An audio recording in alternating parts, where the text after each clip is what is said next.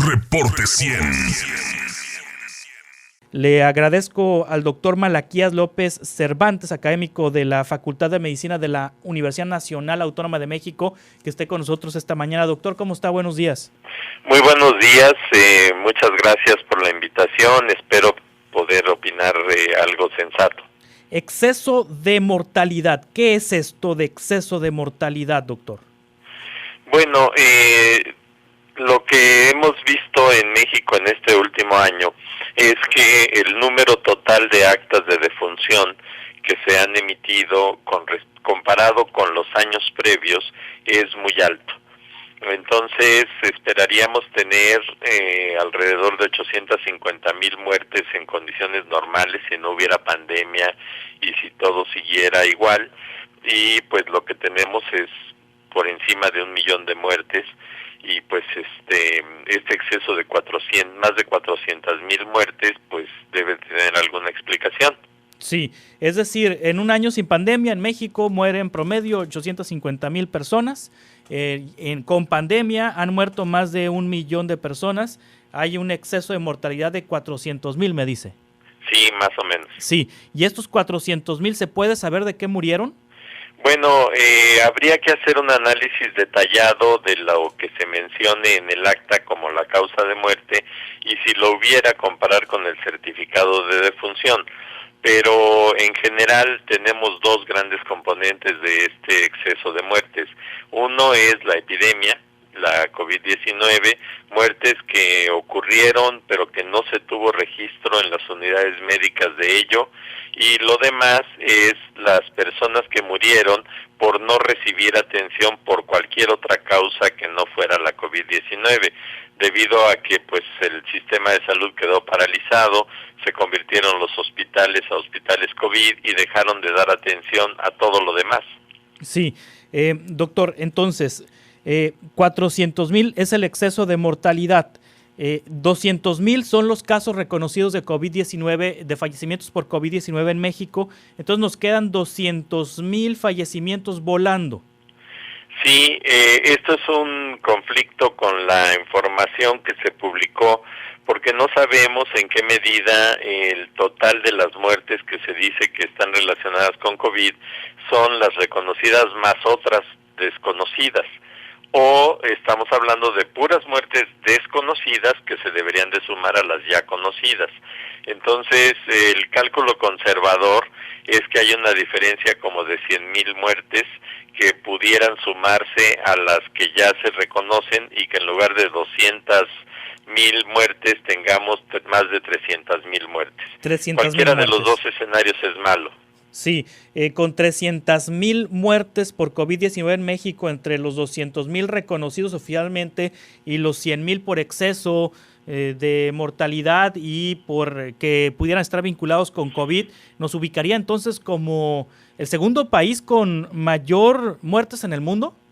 Efectivamente, esa es parte de la interpretación que se le da, y pues bueno, creo que lo que nos está diciendo es que todo se ha hecho pues mal, que toda la respuesta que se implementó el año pasado para atender la pandemia, más toda la atención que se ha estado ofreciendo en los servicios de salud, se ha hecho de manera tal que pues no ha podido mejorar las condiciones de la población, pero sí las ha empeorado. Sí, estas muertes, este exceso de mortalidad, estas digamos que 100,000 muertes adicionales a las 200,000 que reconoce el gobierno, ¿ocurrieron en hospitales, ocurrieron en casa? ¿Dónde ocurrieron?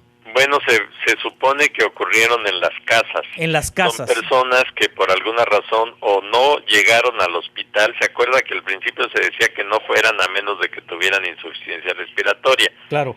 Entonces, pues muchos pueden haberse agravado en su domicilio y morir, y pues no, ni siquiera se llegaron a internar en algún hospital. Pero también hubo una enorme cantidad de muertes que ocurrieron en los hospitales porque no se les pudo dar la atención mínima necesaria, o llegaron en condiciones de gravedad tal que pues ya no había manera de recuperarlos. Sí. A eso me refiero con esto de que pues todo estuvo equivocado. Sí, entonces vamos sacando cuentas, serían 300,000 muertes por COVID, nos quedarían todavía 100,000 fallecimientos en el exceso de mortalidad, volando de alguna manera, entre comillas, pero esos pudieran estar vinculados con como una situación como una consecuencia del COVID, porque hospitales dejaron de atender, por ejemplo, en el Seguro Social, pues se reconvirtieron en unidades COVID, dejaron de ofrecer citas de especialistas, dejaron de atender quirófanos, algunas operaciones importantes, es decir, hubo personas con otros padecimientos que no fueron atendidos y que como consecuencia murieron. ¿Ahí están estos 100,000 adicionales?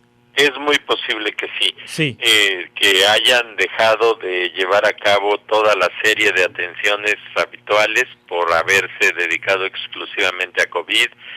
Un ejemplo muy claro de esto fue el Instituto Nacional de la Nutrición Salvador Subirán, que es como un hospital general que atiende una enorme cantidad diferente de problemas de salud y se convirtió en COVID, y por lo tanto toda esa gente pues quedó con un esquema de atención muy limitado, y muchos que pues deberían de haber recibido, como usted dice, una cirugía o algún tipo de atención, ya no la recibieron.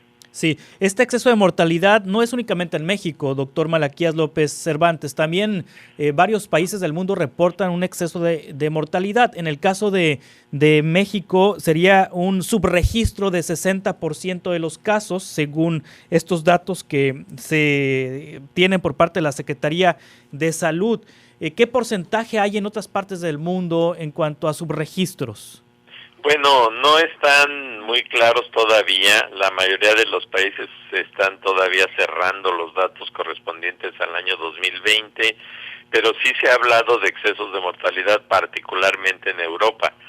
Y pues bueno, todo está relacionado con la ruptura que se dio de los procesos normales a través de esta epidemia y que ha dificultado la evolución de la gente. Y pues creo que sí, muchas de las muertes están vinculadas a COVID en el sentido de que eso impidió que fueran atendidos. Y bueno, ya tendremos cifras más exactas y comparables de otros países, espero que pronto, pero todavía no sabemos muy bien cuál ha sido el impacto de la COVID en todos sentidos. Sí, por lo pronto las cifras oficiales nos mantienen en los primeros lugares del mundo como uno de los países con mayor número de muertos, y las cifras que se suman a las oficiales por el subregistro pues nos ubica entonces a la cabeza, casi a la cabeza, como uno de los países con mayor número de muertos por COVID-19. Bueno, pues sí, lamentablemente en eso parece que tenemos el primer lugar y que se consolida la idea de que México ha sido el peor país para vivir durante la epidemia. ¿Y viene la tercera ola, doctor? Parece que sí también.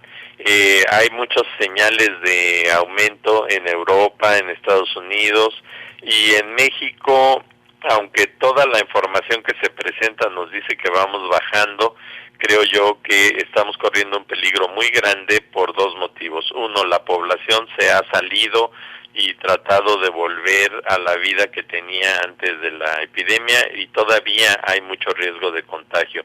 Y dos, que se han estado introduciendo las variantes del virus y algunas de ellas son mucho más infecciosas.